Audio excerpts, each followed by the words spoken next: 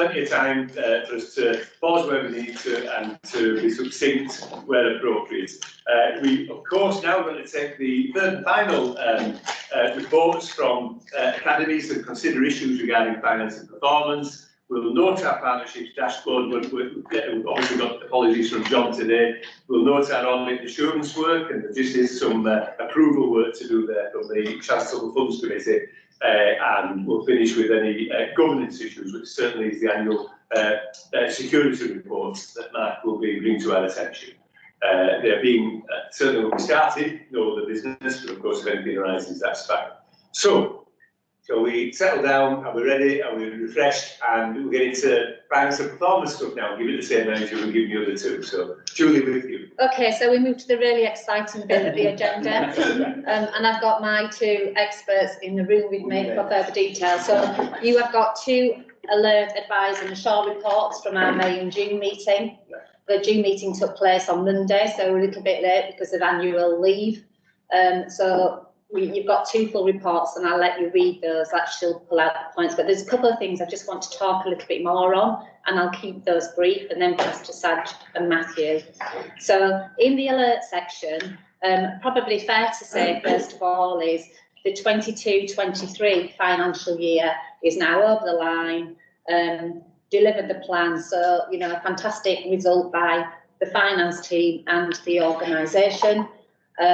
Been a difficult audit process, and we might talk some more about that on the audit process. So well done to the finance team, because that's been a really frustrating process to get through. But there, you know, clean audit report, good set of accounts. So ended 22-23 financial year in a good position. You will note in the alert section 23-24, so the year we're in now is a lot more challenging, and I think we need to be cited on that. And we talked about the challenge in delivering the waste reduction plan and the challenge in our CSUs delivering their share of the target that's been set. And what I would say, you will see in the assurance section, we're getting really good reporting on that now, but there's an £8 million risk that needs to be managed. Now that £8 million risk might manifest itself in as being £8 million away from plan at the end of the year. But at month 2, we're forecasting we're going to deliver the plan. We are not on our own with that. And if you look along across West Yorkshire, the position is more challenging in other organisations than it is in our own. But I think we need to be cited on that challenge in delivering the financial plan. We are in a different place than we have been. So Matthew might want to say more about that at the end. Of course, we talked about the strikes in the alert section. Karen talked about the impact in people, clearly an impact on quality, and clearly an impact costing us more to get through the strikes to cover them, and impacting on our performance through the activity we're not delivering. So you will see those things set out in the alert section. And I think what we were also had a discussion about in F&P was the grippiness that we're seeing from NHSE, and that is feeling different. So we'd had to fill a checklist in about completing elective and cancer activity. And there's also a financial controls letter that we've got in the closed section of the board. Some of the implications of that financial controls letter, should it come into force, will impact on us significantly. And I know it's on the closed part of the agenda, so we might want a bit more of a conversation there. I think what we would say is our feeling in Finance and Performance Academy, we were disappointed by the approach. So it goes away from all the kind of things of improve, learn, short, away from all of that, you know, to you only manage your finances by having strict controls, including controls on vacancies. But we can talk a bit more in the closed session. But I think it's important to say we were disappointed by that approach and didn't feel it delivered where we wanted to be as an organisation. And that is a system approach that if one organisation in West Yorkshire goes off plan, we might all be imposed to those financial controls. But that's it, we can talk a bit more. So a lot of NHS grippiness being felt on finance and performance. The other thing I want to pull out is on the advice section of the report, you'll see we looked at a report called Operation Excellence, looking backwards and forwards at performance.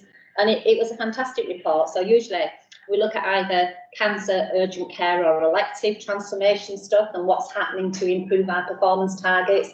We focused on the June meeting on looking forwards and backwards, and it was really good to see kind of where we'd moved to, and sometimes you almost need to have that look backwards, don't you, because you look at it every month and you miss how far you've moved forward.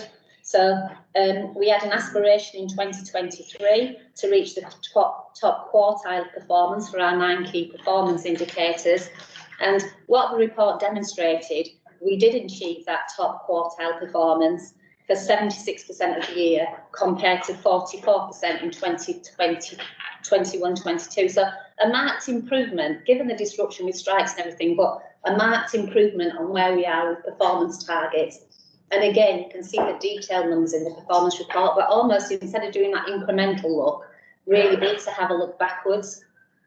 We also had a look forwards at where we might be in 23, 24 and beyond.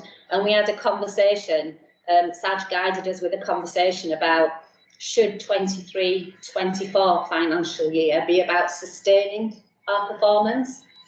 And I think we agree, given where we were with the strikes and with the development such as the day case unit and the endoscopy unit, it was really important in 23-24 to actually sustain performance at where we were at good levels, and then have a conversation in April 2024 about, do we start to move our ambition now to move into the top decile of performance? And I think we concluded as an academy that was a good place to be, and be interested in board's comments on that. You've got lots more in the report, but those are the bits I wanted to pull out from it, so I'll take the bits as read. Thank you very much, Julie. Thanks. So, colleagues, any thoughts on that? Quite a lot of the finance side, and of course the alert section does include the regarding elective and cancer recovery. So that's there. I don't know if I understand the forecast shortfall, Matthew, in the waste reduction plan. Is there a kind of brief explanation? In the finance report that's included later on for information, quite a bit of information on where we are with the overall waste reduction programme. And on the £29 million that we are targeting, we're currently got plans of around 21 million. Right. And the 2 key lines where we're currently falling behind on are our opportunity to repatriate work to support the elective recovery programme, but mainly the identification of plans from the CSU. So we've got where they are at the end of month 2. We will have month 3 position in the next few days to understand what it looks like, and maybe following the waste reduction group yesterday, Saj and I might think about some form of escalation to those CSUs that are further behind than where we would have expected them to be. Absolutely appreciate that the distraction of the industrial action that's going on means they can't spend as much time as they would want on all sorts of aspects of operational delivery. But it's just probably just heightening the scrutiny really in terms of what we would expect to see at this time of year. Yeah, thank you. That's extremely helpful context. Thanks, thank you. Colleagues, anything arise from Julie's excellent briefing, succinct briefing? Yeah, Matthew, just to reiterate their point on the accounts. So thank you to Julie, Barry and Mel for signing those off in the last 24 hours. They've been submitted this morning. So we've got it over the line. As Julie said, clean bill of health. There was 0 changes in terms of the numbers from the draft accounts to now, but it has been a very, very difficult process. It's been a far more significant undertaking this year than we've ever had previously. And there are a number of lessons to be learned when we have our mop-up session with our external audit partners who are Deloitte, and I can pick that up, let's say, maybe in a closed session or time. Yeah. And Max, can I just add, a lot of those lessons are not for ourselves to learn. You weren't very fair there, Matthew. That's correct. So I just think it's fair to point out that. And not for us to learn. And not for us to learn. I just think we can talk more in the closed session, but I think Matthew didn't do his team justice there. It's been a hugely protracted process that. Laura and I mentioned earlier, previously, historically, it would all be wrapped up by the end of May. We're in the middle of July, sorry, and a number of my colleagues in finance are now turning their attention to 23-24. We're in quarter 2. The fact that we've been able to do nothing else but the accounts, and that's a big resource taken away to focus on what's really important for this year. Yes, yeah. And Julie, is this the point you were making about the good work of the team there. Great work of the team, and actually a lot of patience in sticking with it and getting it done, because it must have been very frustrating. It was very frustrating to sit as a non-exec on the audit committee, but I think to be part of the team, you know, well done. Thank you. Thanks. We should record that as a board, shouldn't we? Our appreciation of the work that's been done there. Thank you. Yeah, thanks, John. Yeah, I think just to pick up on Matthew's point around the impact of the strikes, I think that it probably isn't small thing. In fact, that actually all of our senior leaders are busy moving from one strike to the next. That strike action has only been escalated given that we've now got consultant strikes coming on board as well. And the impact that has on people who senior leaders across the organisation be able to think about something other than the strike and keeping the day-to-day business going. Coupled with the fact that we have, as Mel highlighted earlier, activity has to be stepped down to ensure safety, and we've got the backlog amongst that. So the priorities that the senior colleagues across the organisation have are significant, and the impact of the strike is not a small part of that. Yeah, thank you. Good one. Yeah, thanks, mate. That's great. Yeah.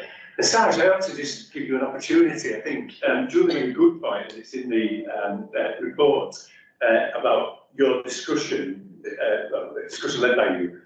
Let's see if we can sustain performance for the time being and think about the improvements. Absolutely. I think one of the key areas we are keen to further progress on and work on. We understand why we're not where we are with it, with the diagnostic area of work.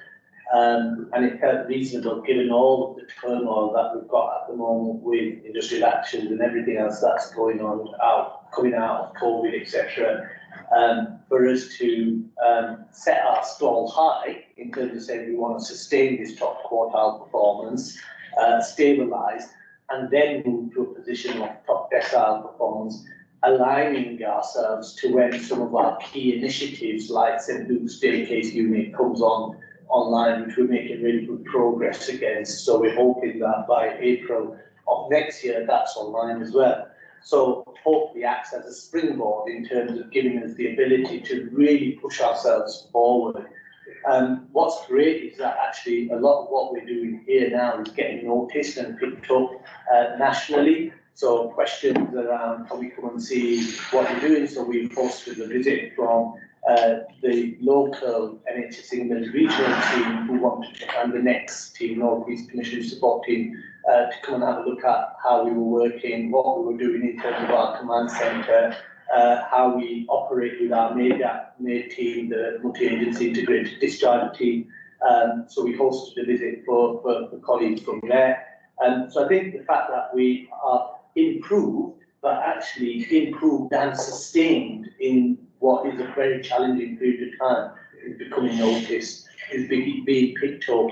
And Mel highlighted a number of areas where actually we've started to get national recognition for as well. So not just from a hard and fast performance metric perspective, but certainly in terms of the people section as well. So all of this, I think, ties hand in hand in terms of our progression as an organisation. So I think, a really good discussion actively around let's stabilise and sustain the performance, and then in April, let's really build that aspiration, which is around top decile, and give the CSU something really clear to aim for there. The approach has worked. We know that approach has worked. We've demonstrated it. We go into F&P, each of the areas comes and presents on a quarterly basis. There's a good level of challenge, and it is built on our learn, improve and assure methodology. So we want to carry that forward. So really positive sort of backward look, but a real challenge going forward. So, in a good place. Really helpful context. Thank you. The important strategic discussion as well on the state of the academy. So I did want to just pause on that, make sure that it does understand that and are content with supporting that position. Can please, yeah. Which I think is brilliant. I think performance and the recovery is excellent, and we want to be in that top decile, don't we? But I'm just concerned because, and I'm just wondering, I'm thinking ahead and I'm thinking out loud, that the three academies need to come together, so when we refresh and make the decisions like the top decile, it's not being made in isolation, because if you think of that on scorecard, what we don't want to do is say, right, we're going to open up 3 extra, I'm being extreme, and Saj will not do this, 3 extra wards, blah, blah, blah, and we end up with only 1 nurse on each ward, which means that the patient care drops off, so falls go up, and it's got an impact on the quality. So I think we do need to strategically balance that when we discuss these things as well. And I'm sure you would have done that. I think that's the discussion here. Yeah, And I think that's why I put it in my report, Karen. Yeah. So we need to be signed up to do we think that's right, yeah, not just F&P Academy. Absolutely, and Karen, that is a really valid point, because even within finance and performance, I could have an aspiration to be top decile, but from a finance perspective, as we've just highlighted, it's probably not deliverable given all the controls we've got. And then you're right in that you just can't look at that in isolation of just F&P, it's all of the knock-on impacts from there. So I think the good thing is that certainly in terms of our non-exec director presence at F&P, we have good input. Obviously Karen, Mohammed and colleagues who can then feed straight into people and also feed straight into quality. I think that works really well. I think this discussion, and I think obviously the way we function as a triumvirate as well in terms of nursing, medical and all coming together, supported by workforce, I think that works. And I think that's why it's important for this year for us to become a year of sustaining and stability rather than that real push to top decile, because we need to make sure we keep the base safe given everything that's going on. So I think you make a really good point there. Yeah, thank you, thanks Ash, thank you Karen. Yeah, Julie, yeah, please. I was just going to say maybe we need to come back to it in board development later on in the year to talk about that ambition. So what we've said is we've parked it for this year, it's about sustaining performance, but actually if we do say as a board we want to be in the top decile, we understand what it would mean from a quality point of view and from a people point of view, and actually have that rounded conversation. So we haven't set anything different than sustaining performance, but maybe we do need that conversation together in more detail than we've just had it in 5 minutes, and say, is that truly our ambition? Because it would feel a really important strategic conversation to have together. and similarly, the flip side is, we might have a conversation of quality around patient experience that talks about the rollout of in a different way of translation services that we've tried and services. The impact of that on the finances will be, millions a year. So you couldn't do that in isolation, but we need to take that strategic view. Actually, we could do that, but actually we know that it would impact on this so much that at this moment we can't. Yeah. It's a nice discussion because it's kind of a healthy problem. What we're reflecting on actually is the high quality of the discussions that are taking place at academies. And just asking, I think, I took from you as to whether, and are they communicating well enough with each other academy?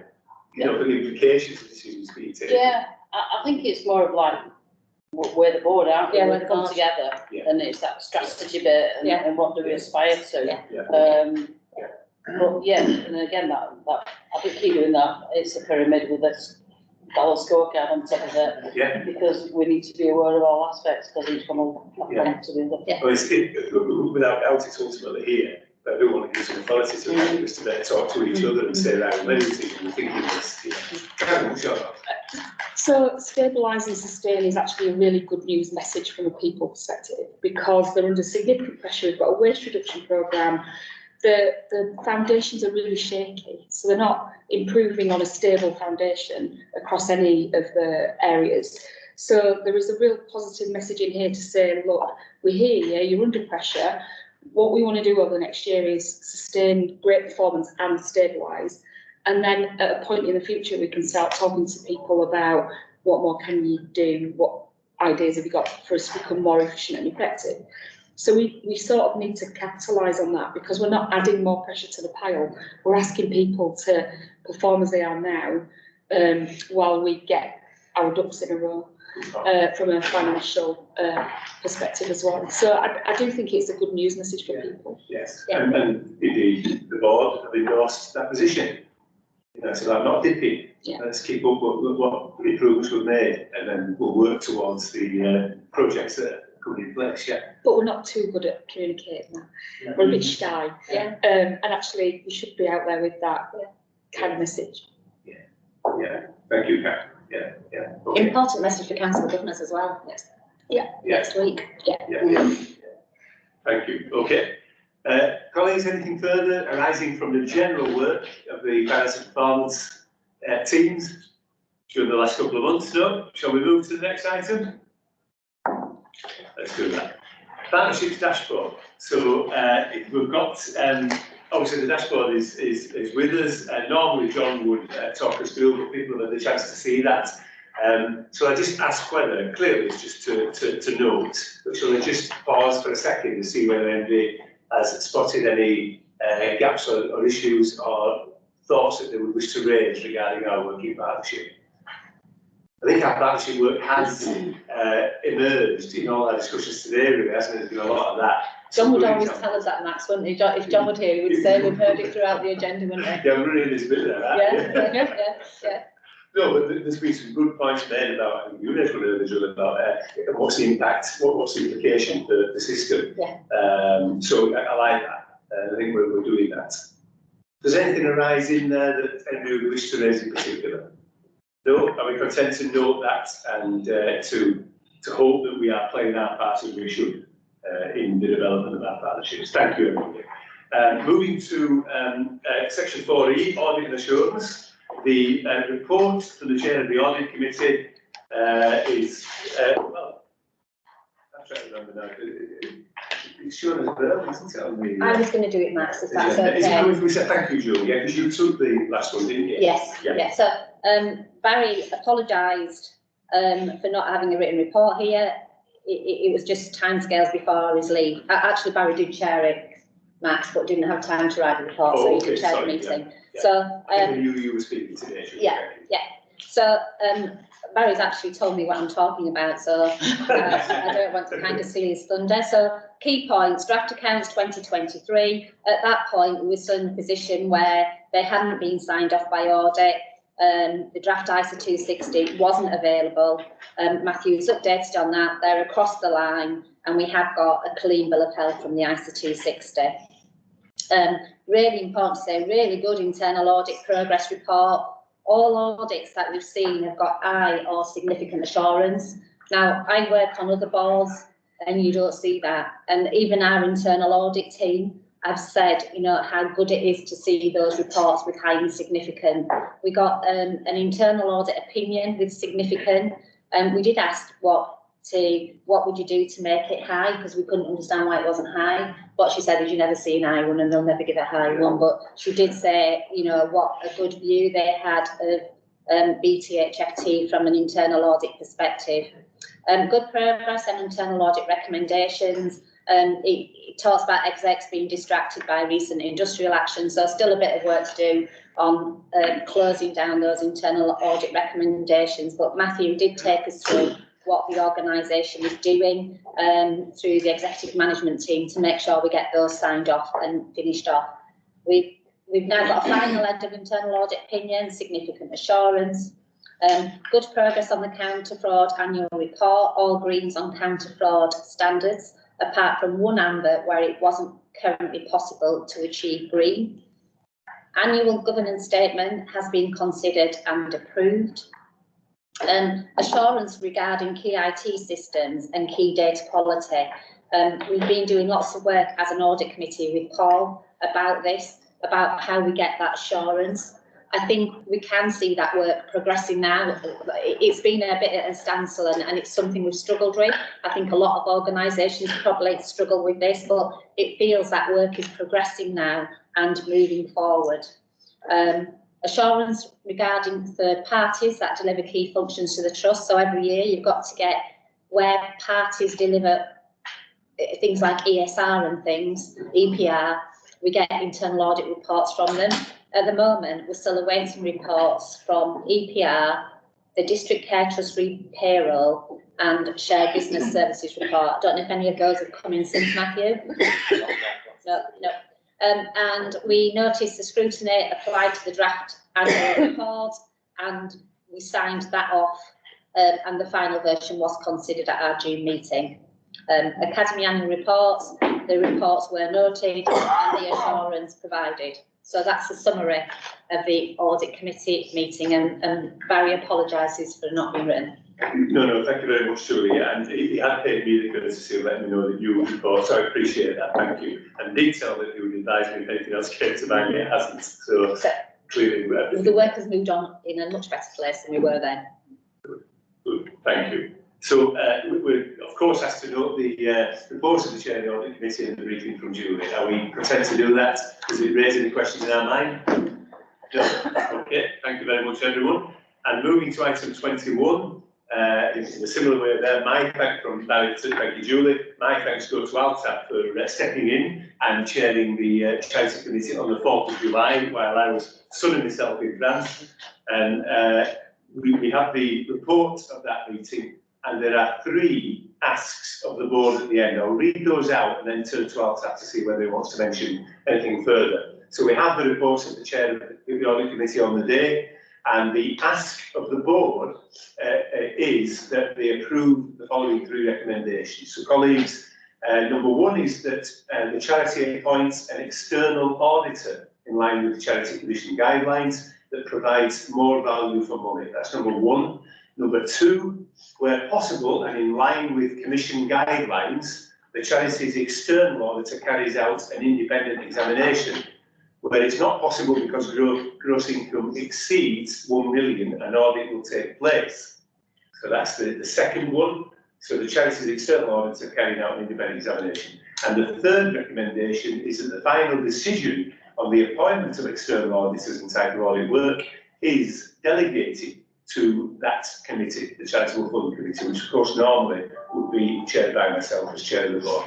So, Alta, is there anything you wish to bring to our attention regarding that meeting? Just a couple of things. We had an interesting discussion with Rathbones. I think it was Adrian Maxwell who gave us a report. But the committee felt that we already had exclusions not to invest in alcohol, tobacco, and armaments. That was already there. But there was a strong feeling amongst the group to exclude gambling as well. And that had a knock-on discussion: should we accept donations or support from the gambling organisations? It's quite interesting because Sharon was thinking of putting millions into Sky Bet and a couple of other organisations, and we decided not to. This is hypocritical to actually invest and accept funding of such sources. So that was significant. Other than that, good progress on both the strategy piece that Amy Stevens did, philanthropy, good progress on the legal and due diligence work with our lawyers on the independence. It was actually John Oldham's last charitable funds committee meeting, so we thanked him for his contribution and service over the years. And also I think Lisa Milner, Sharon Milner, was reporting that she's recruited a new head of fundraising as well. Lisa Williams, Lisa Williams. So that's all good progress, other than the ask of the board, which is supported by the committee. Thank you. Thanks, Alta. And was the thank you for that. I hadn't realised the discussion about the gambling industry. So was the position of the committee that you wouldn't accept or ask for? Either invest or accept contributions from the gambling industry as such. Noted. Thank you. Yeah, so that's been put into the Rathbones portfolio and exclusion. The clear links to health. Because of its detriment. Yes. And it's something that Mel felt strongly about as well as the rest of the committee. Very good. Yeah. Okay. Thank you for that, Alta. So the 3 asks, please. External auditor. Just wanted to check how far that goes. So, in terms of gambling, because the National Lottery does a lot of funding, etc. So, presumably this is vetted firms as opposed to gambling. I think. I mean, personally, I would accept national lottery funding because it was set up to fund good causes rather than promote gambling, and there's a grey area there, obviously. But if you're actually accepting funding or investing in gambling itself, organisations that do promote gambling in its main cause, then that has obviously detrimental effects to our people and communities. That's, I think, why the debate that sort of strong objection. It's a great point, yeah, where is the threshold? There's not one that was raised during the committee actually. I think it's a charity as well, isn't it, the National Lottery, so it's a little bit different. It is, yeah. But clearly, we've been clear, it would appear, on direct links to links with gambling. Yeah. Thank you. Okay, colleagues, and are we content to approve the recommendations regarding the external auditor and the nature of the independent examination, and thirdly, the decision being on who should be our external auditors being with the Charitable Fund Committee? Is that in keeping with what we would expect as a board of directors? Are we content to delegate that decision? Yeah, we are. Yeah, okay, all three approved. And thanks again, Alta, stepping in. Very much appreciated. Okay, and if we move to item 22, obviously that is our board assurance framework and those high-level risks. Again, in John's absence, Laura, was there anything you would wish to particularly draw attention to, you think? Yeah, I'll probably just highlight a few points. Of course, yeah. I'll start with the board assurance framework, public cause, and then come on to the high-level risks. Thank you. So the board assurance framework records the strategic risks to our objectives. There shouldn't be any surprises in there. It should align with sort of other information that we've received throughout the meeting. It's been reviewed and updated by the lead executives, and it was reviewed by the executive team and the academies throughout June and early July, and there haven't been any sort of issues to raise with the board. There haven't been any change to the risk scores since the previous update. So the areas where we're sort of reporting the highest scoring risks relate to finance, performance, and recruitment to our vacancies. There's sort of three areas there. I think that's everything I wanted to highlight there, so I'll just pause in case anything back. Thank you, Laura. So again, our board assurance framework, which is subject to ongoing review, of course, and try to make it clearer perhaps to us so we can get succinct and to the point. Altaf, any thoughts? Yeah, I was just going to raise one. I mean, there's a risk there still. I think it's over its day 3767, which is around lone worker devices. And I think as we heard earlier today in the session, I've had discussions with Mark and Karen as well. We do ask staff to do outreach work and work from people's home. And the devices, the risk related particularly to the device being opened incorrectly, to put it politely. And the issue isn't financial, it's more IT resources and bandwidth there to be able to do the body of work. And I had a discussion with Paul to be able to get replacements in place. But that's quite key because we saw that we're asking people to do the brilliant work like the occupational therapy work we heard about this morning, dietitians, mental health people, and the risk there is registered against maternity staff, but it's much wider in its implications. And as a healthcare provider, we're going to be asked to do more and more of that type of outreach work. So it's important that we put people in their significant value to their safety while conducting that work on our behalf. Thank you, Altaf. Mark, does this fall under your domain, the lone worker device provision, or will it be more with Paul? So the device element sits with Paul and informatics. So just to give a little bit of background and context, we recently, under the facilities umbrella and under security, I suppose, ultimately, we've re-looked at all the policies and procedures.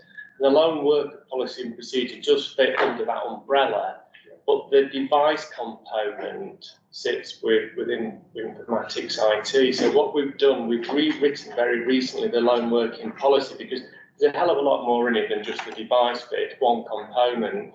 So we've rewritten the policy accordingly, but that device bit is the bit that hasn't been refreshed and still stayed the same pending the review by IT colleagues to update that bit and provide a new device to make sure it meets all the requirements that Alton obviously is fully aware of and I'm sure has been discussed.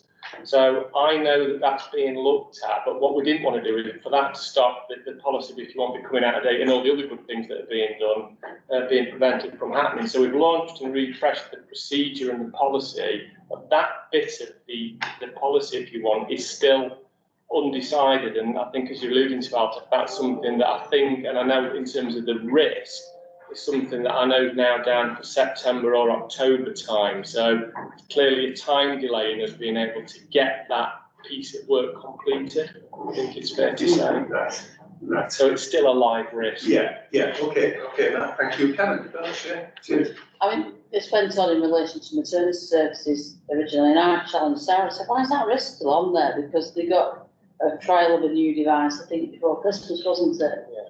And I believe that's worked well. So from a maternity point of view, that risk isn't as it was, but I think it applies wider to the rest of the trust.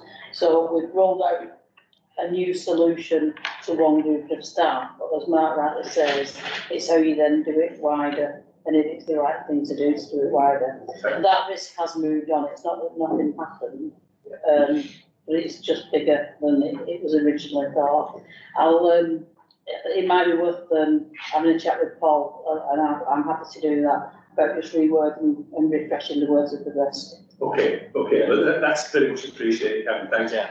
Alsaf and I are also aware, this is, it was not a finger point, Karen, it was positive. No, I know it was. You know, the weight management team, they go out and actually It's being rude now,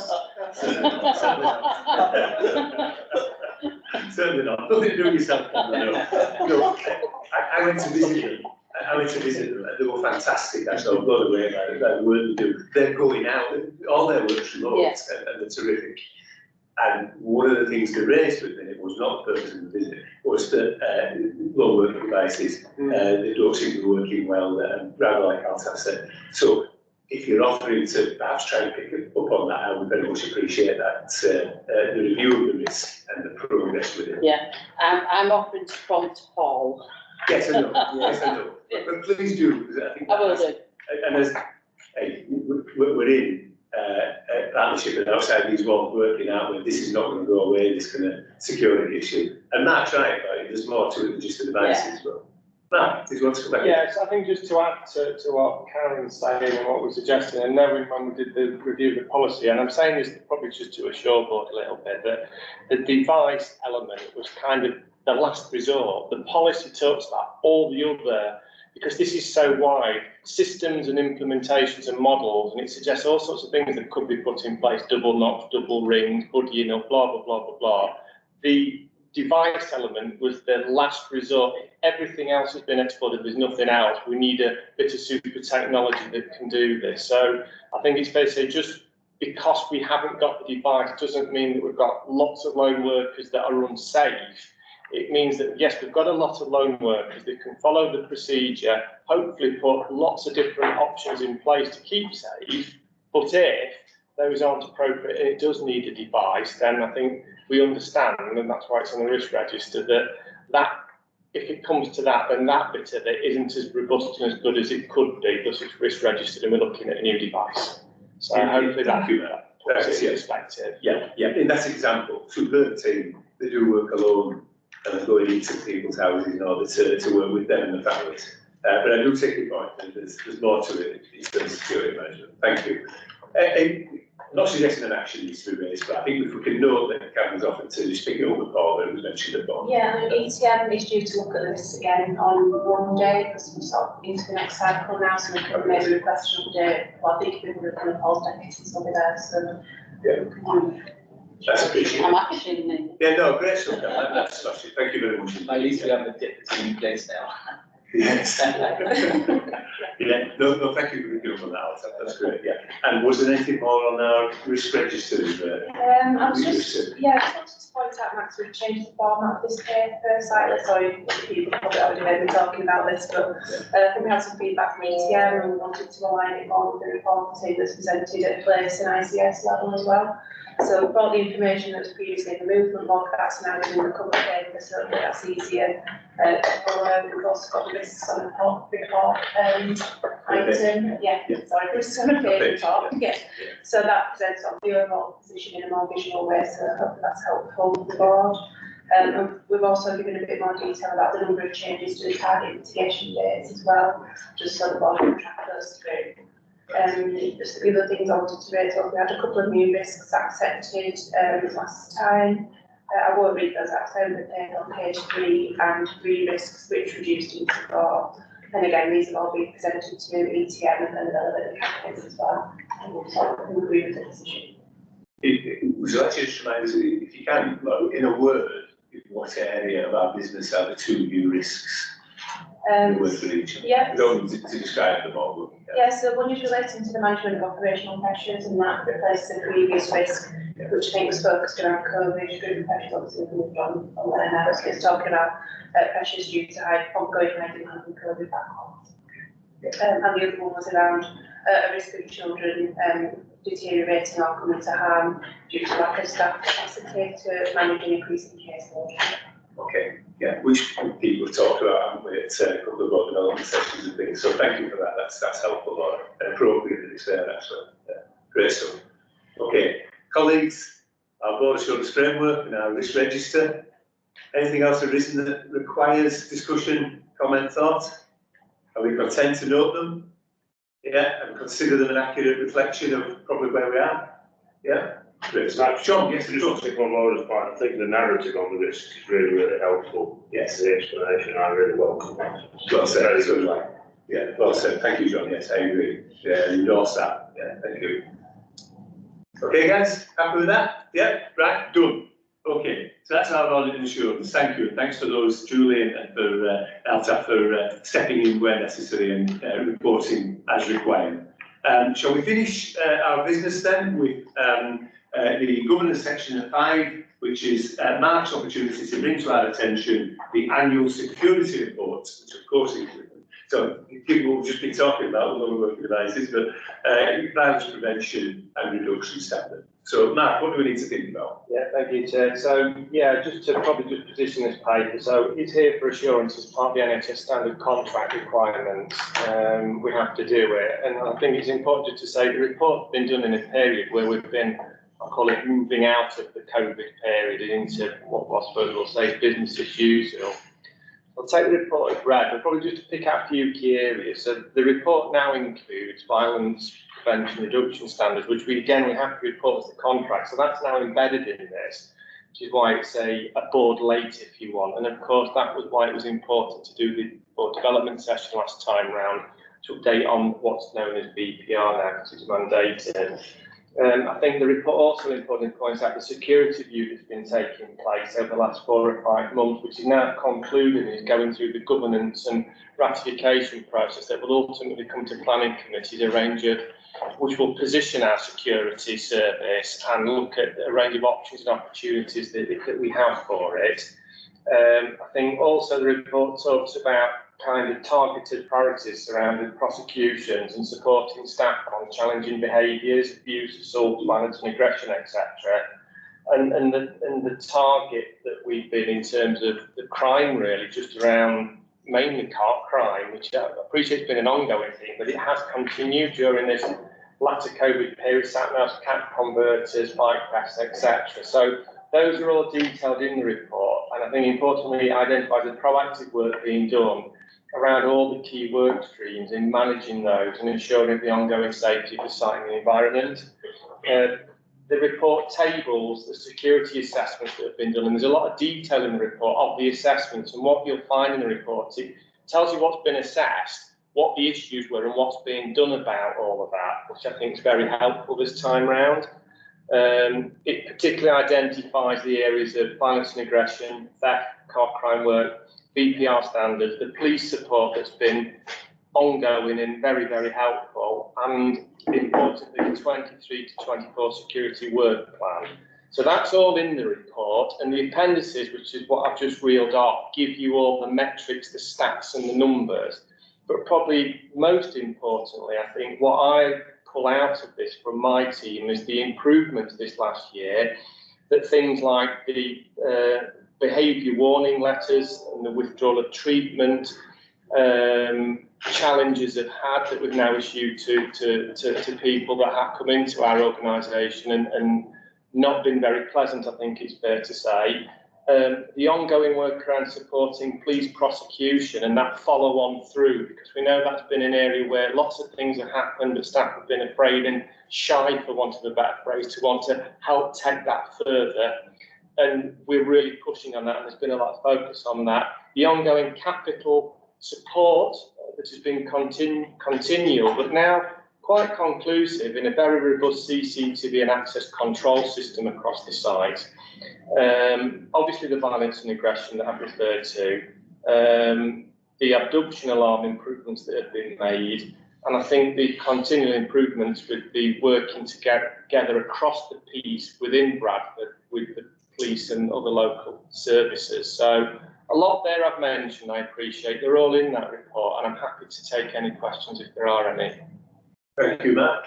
Mark, just very briefly, the appraisal of the future security model that might be required. Yeah. What's that look like? Is there a timescale for when it might be posted? There is, yeah. So the plan is, when I said earlier, it wants to go through governance and ratification. As we've set up a BPR task group now, which is a more wider ranging, inclusive task group, that BPR task group has been given the chalice, if you want, to review the security options appraisal, make sure that that's supported trust-wide across the piece with safeguarding, etc. and others. And once that's ratified, that will ultimately go to the Estates and Solicitors Compliant Risk Assurance Committee for approval.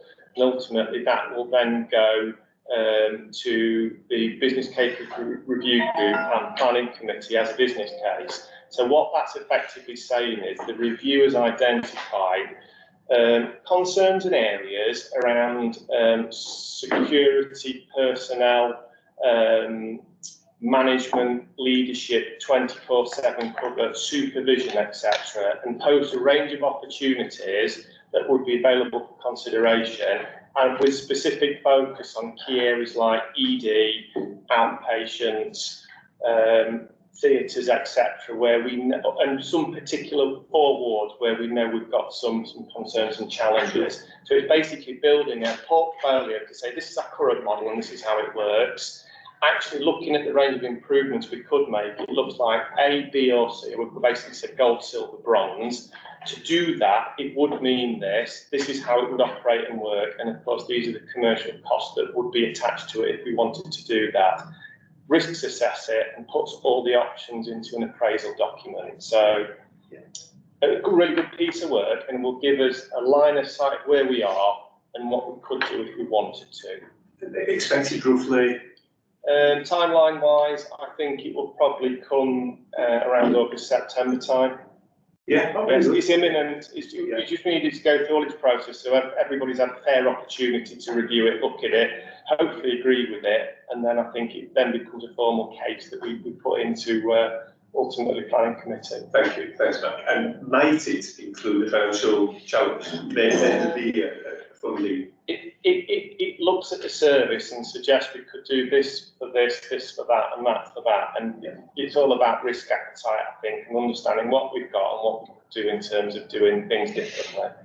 But yes, ultimately, yes, things come at a cost, and it will suggest that. Yeah, maybe a decision to make. Yeah, absolutely. What we're looking for. Yeah, okay. Thank you. Thanks, Matt. Colleagues, we're asked to note the report. Is there anything arises from it? Anyone want to check? You can see the 4 recommendations there. I'm sorry to note the continued number of reported incidents of physical assault, violence and aggression. We know that we're well briefed on it, and indeed I did want to just check on what the intentions were regarding the future strategy for dealing with these things. So pleased to know that towards the end of this year we'll get an idea of what we need to do, which may need some investment, may not, of course, we'll see. Yeah. Colleagues, okay? raise any further questions, we're happy to note that. Yeah, great stuff. Thanks, everybody. There being no other business, I'll check. Nothing else has arisen that needed to be immediately brought to attention. Can I assume, item 25, that colleagues, because they're all here, have picked up anything that needs to be referred to board committees and academies? In fact, that's been part of the discussions, hasn't it, we've gone through. We meet again as a board on the 21st of September. So we know that. And importantly, again, I tend to sometimes try and do this at the start, don't I? But the annexes are really important, aren't they? The detail in there. And I was caught out by one of them when Matthew pointed out the wage reduction detail was in the financial report, and I hadn't spotted that. So they're good reports, and they underpin everything we talk about here. So yeah, just bringing attention to the annexes, they are very important for detail. Colleagues happy? We've done everything we said we'd do. End of board meeting. Thank you very much indeed for your attendance. I formally close